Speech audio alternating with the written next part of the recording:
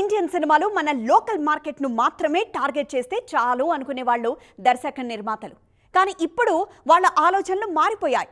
National కాదు, international wide గా సత్తా చూపే ప్రక్రియ మొదలైంది.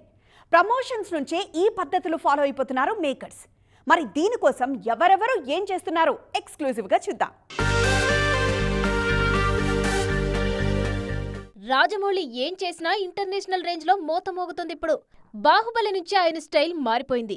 RRR కు అది పీక్స్ కు చేరిపోయింది. ఆస్కర్ వచ్చాక ఆయన ఆలోచనలన్నీ అక్కడక్కడే తిరుగుతున్నాయి.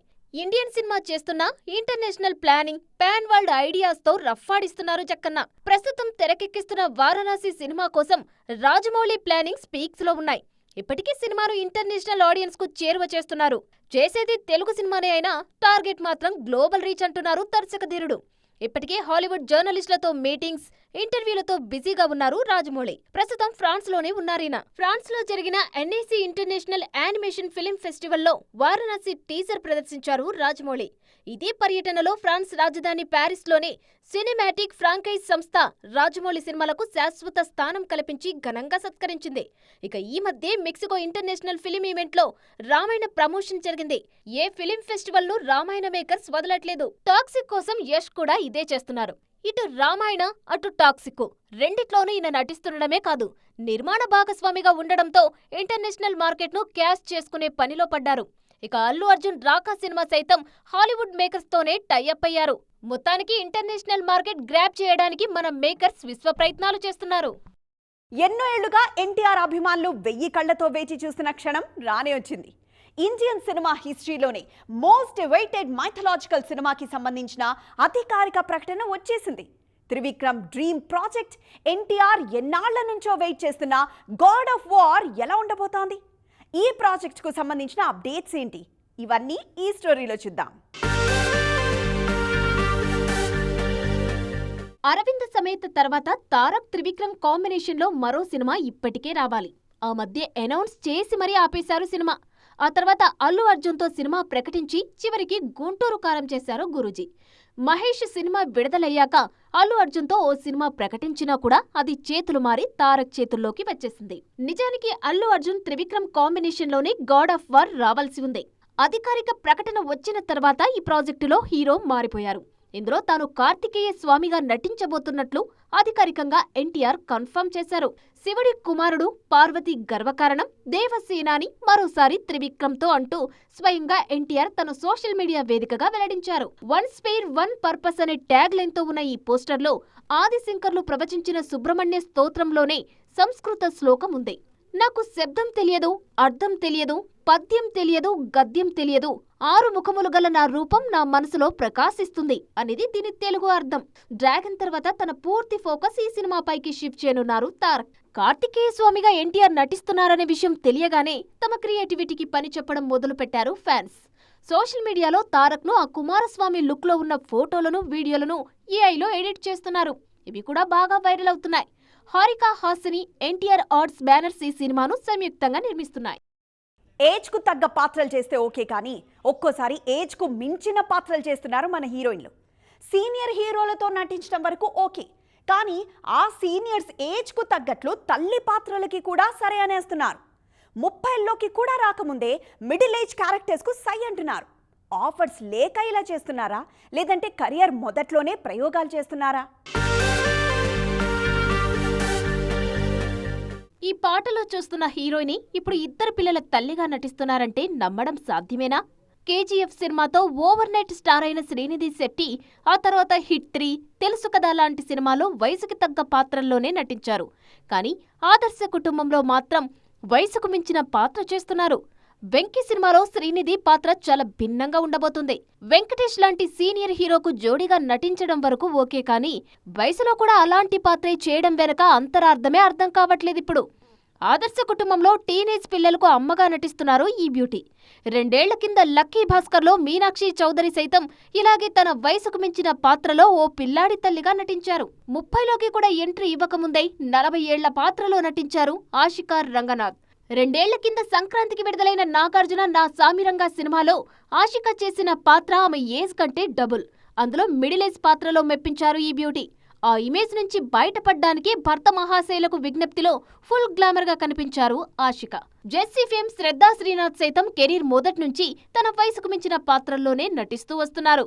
జెర్సీలో ఓ పిల్లాడి తల్లిగా నటించిన ఈమె వెంకితో నటించిన సైంధవ్లోనూ ఇంచుమించు అలాంటి పాత్రలోనే కనిపించారు. ఇక సీతారామంలో మృణాల్ ఠాకూర్ కూడా వయసుకు మించిన పాత్రనే చేశారు. కాకపోతే ఇలా నటించిన ప్రతిసారి వాళ్లకు ప్రశంసలు దక్కుతున్నాయి.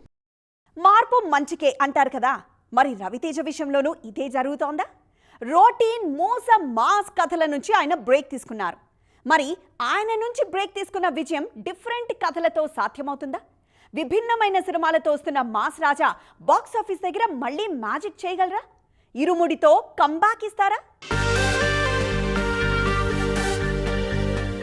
వరుసగా రొటీన్ సినిమాలు చేసి తనకే బోర్ కొట్టిందో ఏమో, అందుకే సంక్రాంతికి భర్త మహాశయులకు విజ్ఞప్తి అంటూ కాస్త కొత్తగా కనిపించారు రవితేజ.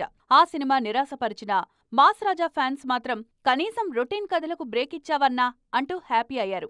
ఇప్పుడేమో ఇరుముడి అంటూ పూర్తిగా డిఫరెంట్ కథతోనే వస్తున్నారీన. రవితేజ గత సినిమాలతో పోలిస్తే పూర్తిగా విభిన్నమైన సినిమా ఇరుముడి. శివ నిర్వాణ తెరకెక్కిస్తున్న ఈ చిత్రాన్ని మైత్రి మూవీ మేకర్స్ నిర్మిస్తోంది. ఇందులో ఓ పాపకు తండ్రిగా నటిస్తున్నారు మాస్ రాజా. అయ్యప్ప స్వామి భక్తుడిగా హై రేంజ్ ఎమోషనల్ థ్రిల్లర్తో రాబోతున్నారు. ఆగస్టు 21న సినిమా విడుదల కానుంది. తండ్రి కూతుళ్ల మధ్య సాగే ఎమోషన్స్ ఇరుముడిలో హైలైట్ కానున్నాయని టీజర్ చూస్తుంటేనే క్లారిటీ వచ్చేస్తుంది. పైగా శివ నిర్వాణ అంటేనే ఎమోషన్స్ కు పెట్టింది పేరు. నిన్ను కోరి, మజిలీ లాంటి సినిమాల్లో ఆయన అదే మ్యాజిక్ చేశారు. తాజాగా ఇరుముడిలోనూ అదే మ్యాజిక్ వర్కౌట్ అయితే రవితేజ ఫ్యాన్స్ ఆకలి తీరినట్లే. ప్రియా భవానీ శంకర్ ఇందులో హీరోయిన్ గా నటిస్తున్నారు. మన హీరోలు జోరు పెంచేశారు. ఎవ్వరిని చూసినా లొకేషన్లోనే కనిపిస్తున్నారు. వానొచ్చినా ఎండొచ్చినా ఏమొచ్చినా షూటింగ్స్కి గ్యాప్ ఇచ్చేదే లే అంటున్నారు.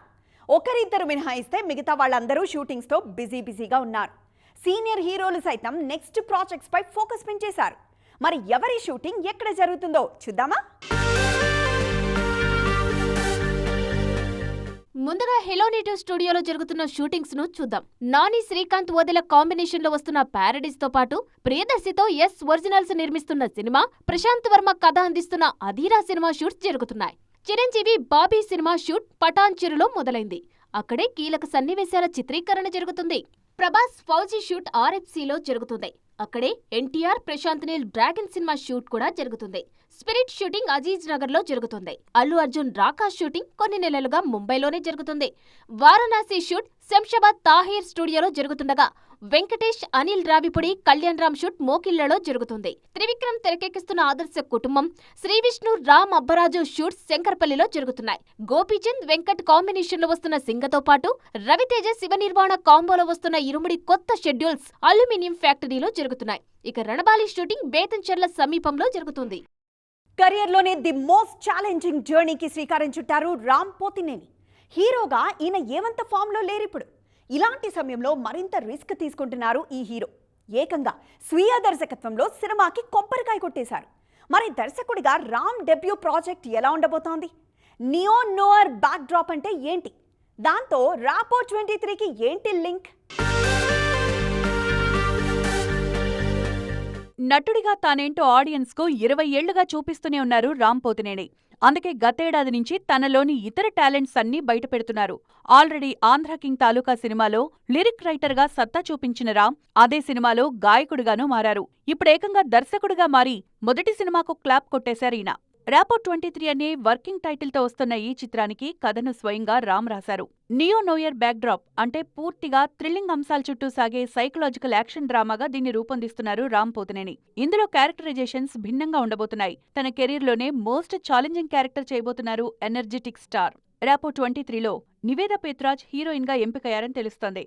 హై రేంజ్ టెక్నికల్ టీమ్ ఈ సినిమా కోసం పనిచేస్తున్నారు. నేషనల్ అవార్డు విన్నర్ తిరు సినిమాటోగ్రాఫర్ గా, పీటర్ హైన్ స్టంట్ కొరియోగ్రాఫర్ గా ఈ చిత్రానికి వర్క్ చేస్తున్నారు.